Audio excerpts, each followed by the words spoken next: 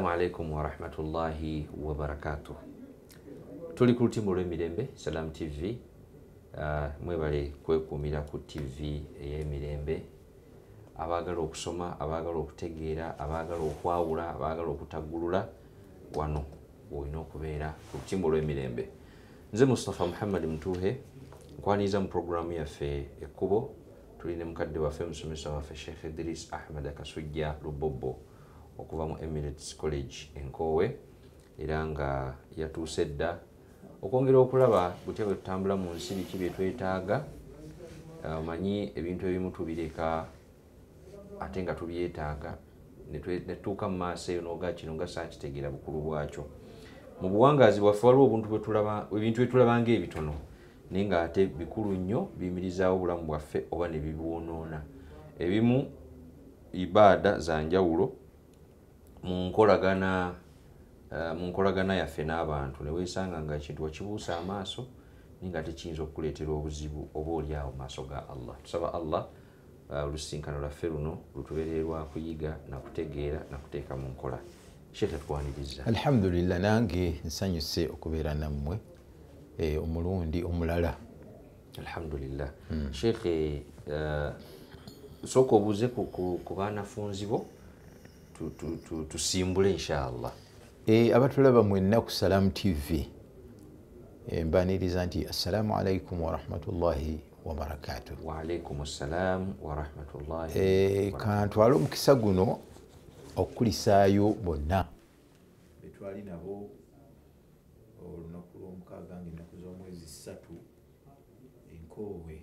Emirates College ku ssomero nga tutikkira abaana abathanawi bonna baaliyo. Omukunya omukulu yali Haji Moses Kibongo,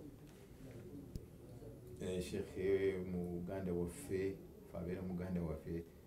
former Supreme Mufti Sheikh Ndirangwa,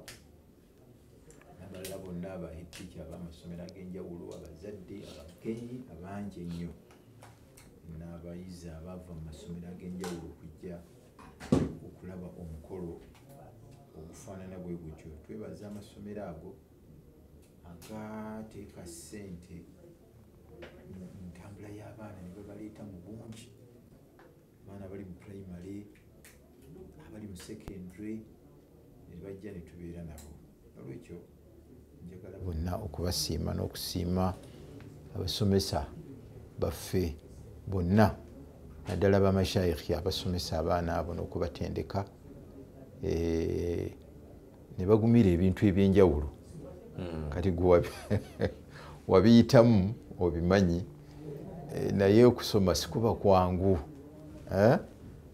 Ate n'okusoma okwo okw'eddiini ate kulina challenges ez'enjawulo, naddala mu mawanga gaffe gano mwe tuli nti si ffe majority. Waliwo ebintu ebyo eby'eddiini abantu babiraba mu ngeri y'enjawulo, kale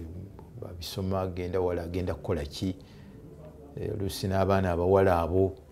kakati omwana omuwala asoma eddiini amale thanawi abyagaza ki? Naye mwana wattu abaana bangi abamu batuuka n'okubeera nti bo bennyini naddala ng'abo abaana abawala nga balwana ne bakadde baabwe. Nze njabadde njagala kutwala jjindi osome bino manyi oba nansi oba simanyi dokita. Naye omwana n'aga nti ekituufu nja kubisoma ebyo byonna naye mmala kumala thanawi, mala okusoma eddiini. Roolo y'abaana abo abawala naddala mu society yaffe impact tenalabika nnyo, naye nsuubira nti mu maaso awo olw'okuba nti bawangadde mu society nga tefa nnyo ku mwana muwala ng'asomye eddiini, kati balabika tebannafuna bulungi direction. Naye ndowooza bajja kgenda baguma mpola, olabe nga insha Allah bajja kukola omulimu omulungi. Ate nze ku lwange nga abasomesezza abaana abo, singa tuba tubakutte bulungi ne tubatendeka ne mu busomesa,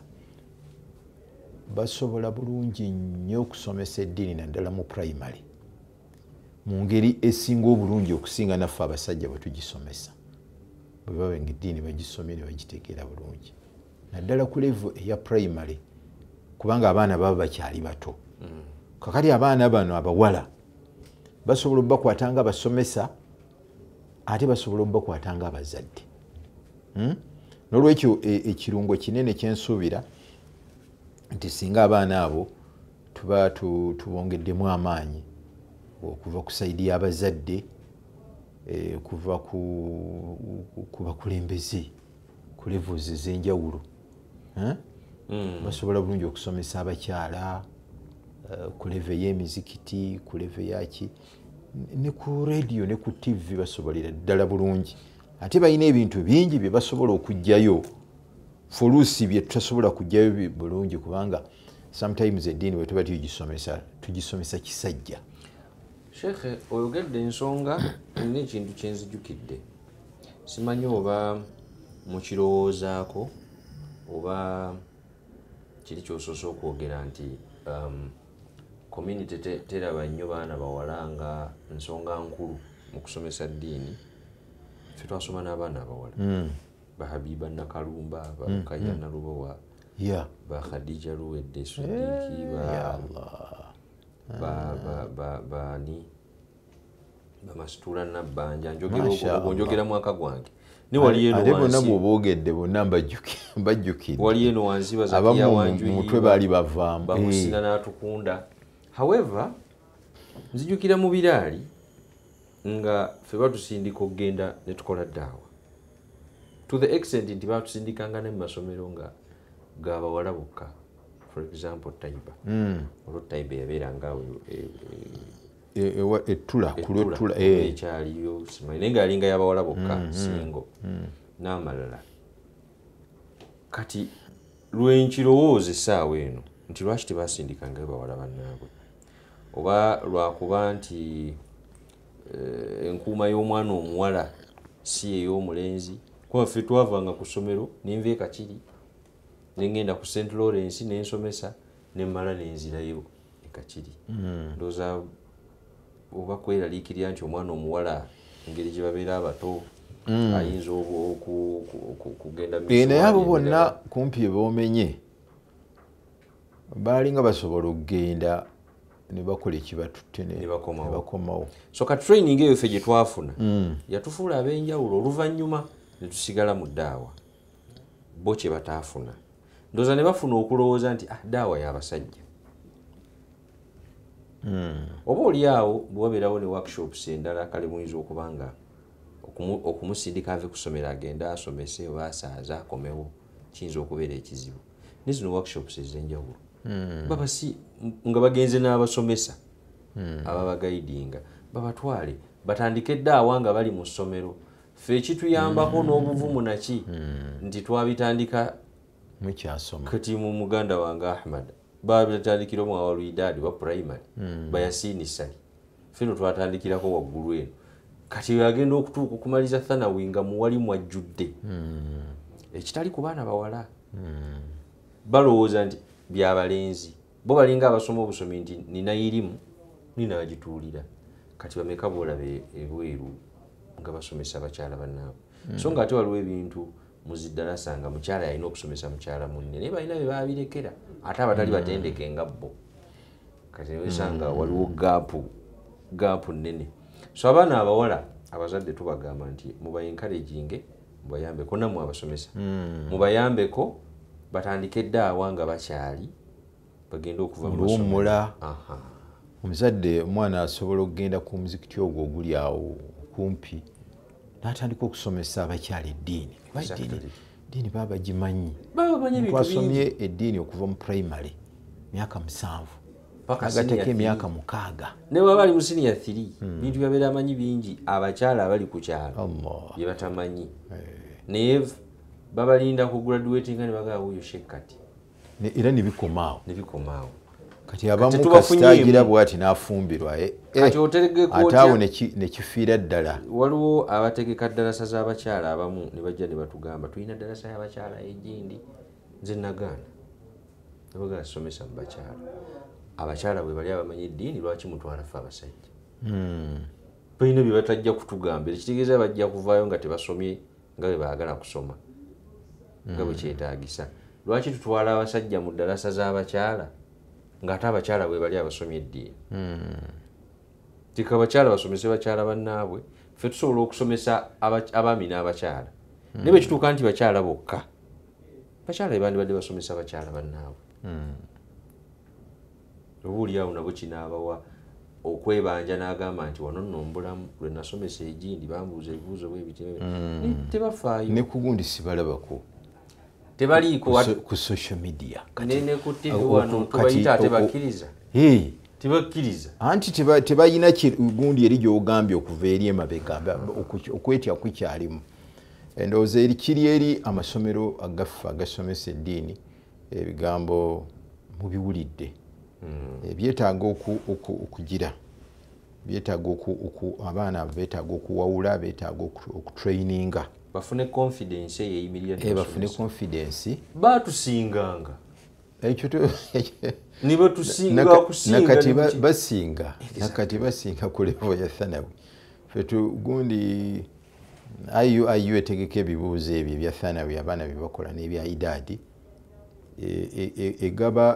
egabira omwana asinze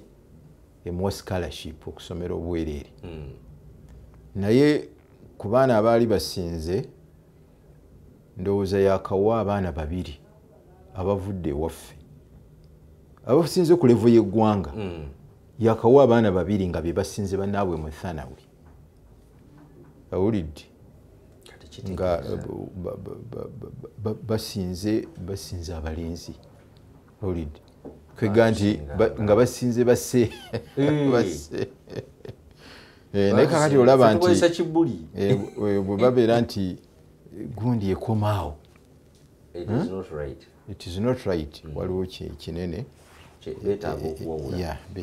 mu buufu obwo bwennyini sheekhe tuyina kati nga bwolabeera abaana abawala abo bwe bata eyinza okuba nga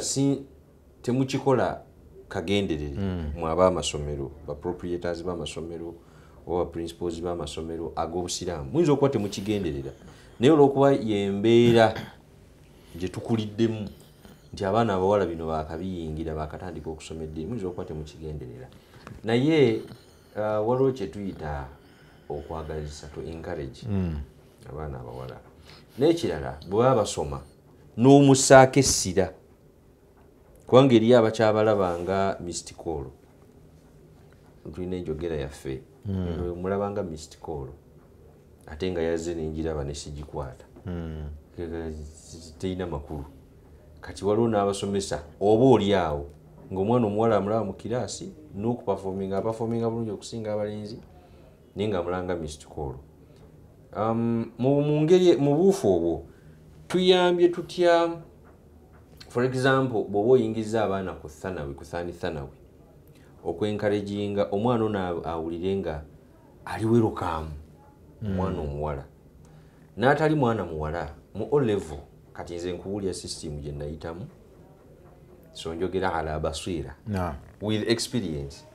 n'abaana abalenzi waliwo omwana omulenzi n'abeera overtaken by peer pressure ene ya O level senior 2 senior 3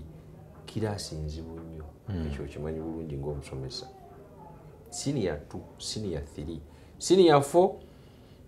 babeeramu nga balalu naye nga kibafuga bitabo bino nti balina control alina concentrating ayite kati omwana bw'agenda mu vacation basaasaanye beera akwana befujjo baawukanye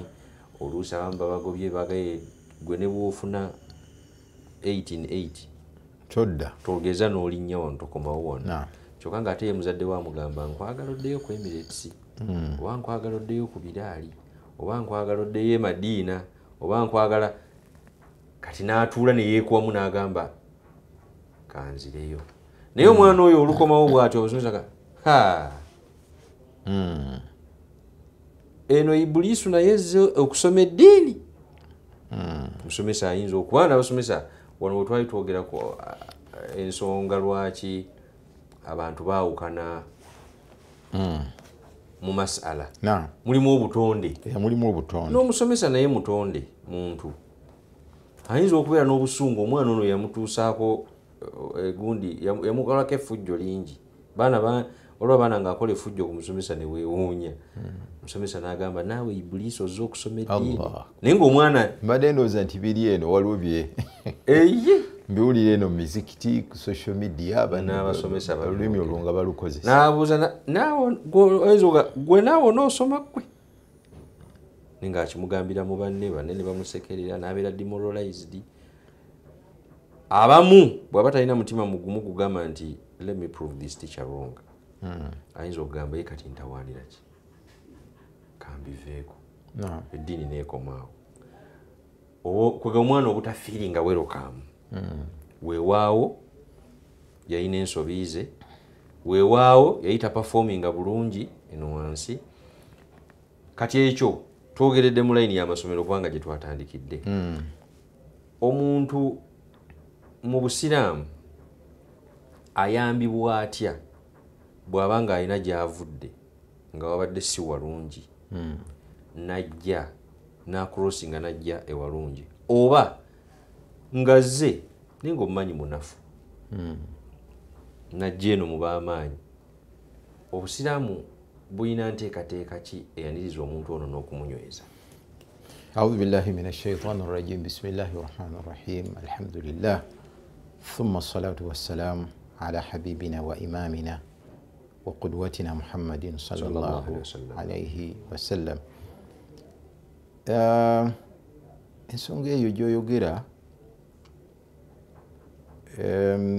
etungiddwamu ebitabo bingi naye ebitabo ebisinga obungi ku nsonga ezo ezikwatagana n'okwaniriza wekibayita hospitality n'ebirala ebifaanana bwe bityo bantu batera nnyo ebitabo byo byenkugambye bitera kuwandiikibwa nnyo mu kisaawe kino ekya customer care kwegamba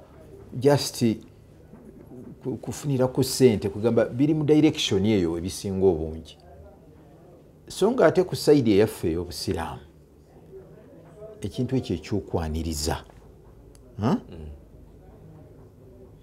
ndowooza kyekimu ku bintu ebikulembera mu buli nsonga kyekimu ku bintu ebikulembera mu buli nsonga okwaniriza kati okwaniriza kuno tekuliko kkomo kuli mu bintu bingi waliwo okwaniriza kati ng'obudde butwogera ku by'amasomero okwaniriza abayizi abazze mu ssomero ekyo kikulu naddala ku ntandikwa y'omwaka naye ebintu ebyo ebiseera bingi tetubirina okwaniriza abantu abajja ku muzikiti gwobanga gwe imaamu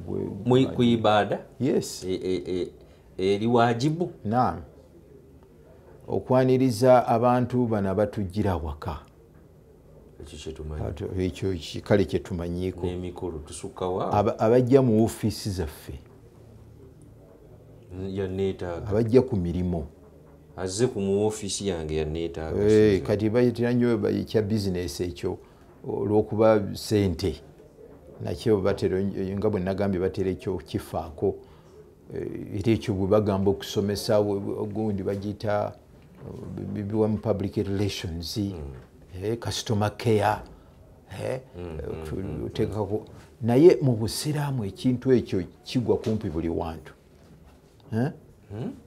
hatta ku ssimu okubira omuntu essimu n'akwata essimu lagati alo ng'olinga eyayombye naye tali mu muudu kakati ayinza okuba ekintu kyabadde ayagala okugamba nga kirimu omugaso gy'oli olwagundi eyo erimu coldness n'akireka naga nti ono sijja mukola ki sijja kumusobola moralolo oluusi n'oswala omuntu akubidde muntu wa kitiibwa muntu mukulu muntu n'osooka n'oyogera naye akubye essimu oyogeza kabyo kati n'agamba nti nze gundi sebo kakati namanya nti adabu toyina kakati wetandise bubi era impression ye yali asigala agitutte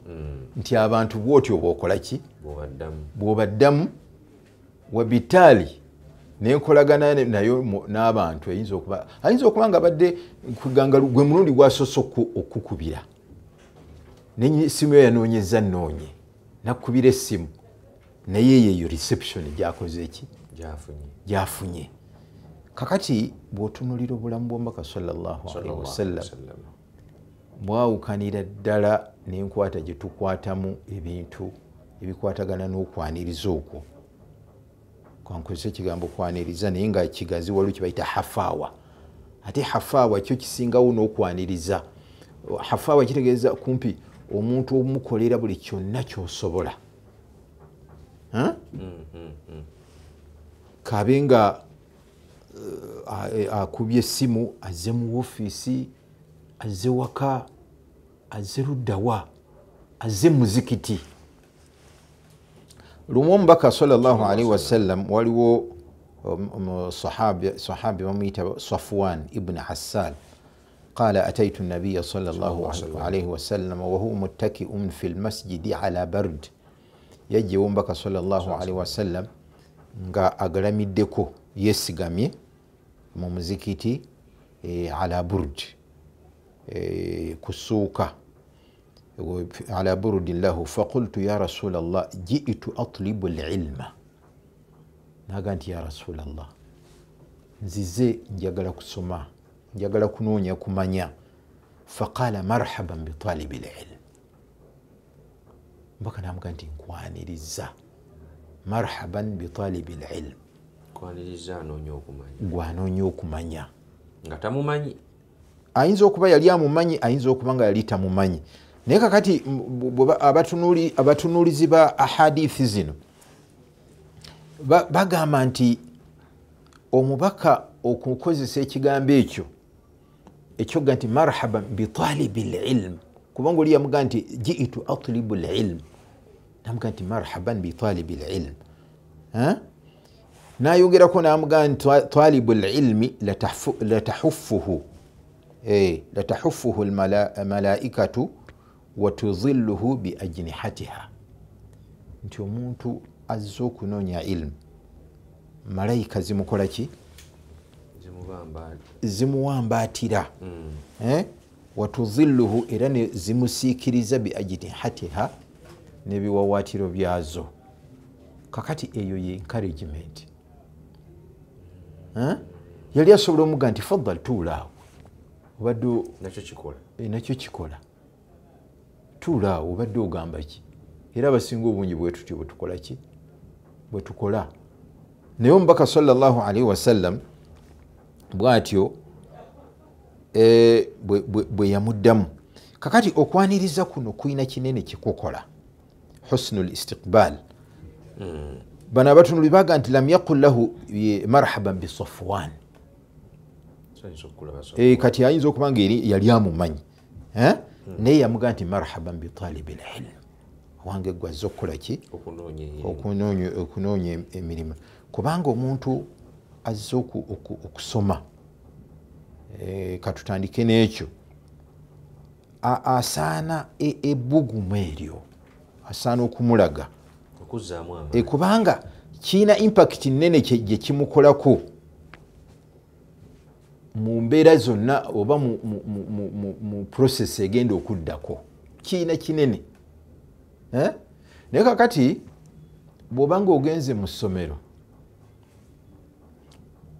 ne bakwaniriza ne kibooko ebyo gyebiri masomero naddala amasomero agaffe agasomesa eddiini okuva edda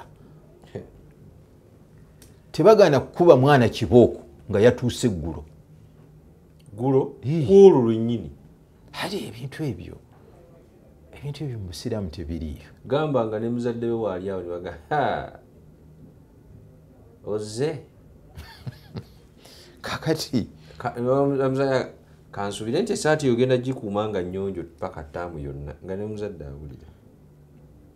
olaba omwana naga naye gwe onaaba mwangu ggwe ebyo byebintu ebyaniriza mwana mupya ebyaniriza nze nali mpulidde abantu bangi abaga nti nze ekyannemesa okusoma eddiini mu ssomero kibooko abalala musomesa gundi ne basolyoka basomaawo ebigambo ebitategeerekeka nti yeri mutemala gafunwa nabbi malayika bwe yajja yasooka kumunyiga kale n'obuuza nti ogoberera malayika ogoberera mbaka sallallahu alaihi wasallam Sheikh akkiriza awo wennyini kubanga omubaka mu bulamu bwe bwonna wahuwa qudwatuna era gyobulamu nakireese mu ntandikwa tetugoberera Jibril tugoberera Muhammad sallallahu alaihi wasallam Muhammad sallallahu alaihi wasallam naye mu bulamu bwe teyakuba ku muntu kibooko wadde okukambuwaliraku wadde oluyi mu ilimu ne mu birala kakati ffe tumuvaako netudda ku Jibril kaali tunatuuka okuga nti malayika kale malayika ze zitujjamu emyoyo ze zikola kize Sheikh ekkiriza tuwumulemu katono abalaba Salam TV olwaleero tutambulidde mu okwaniriza n'okwagazisa abeeraze gy'oli ng'alina kyayagala oba okumubudaabuda paka lwawulira nti mutebenkevu awo tutambulidde tubaye tukyali ku nnyanjula naye tugenda kumulamu katono tovaawo katukomewo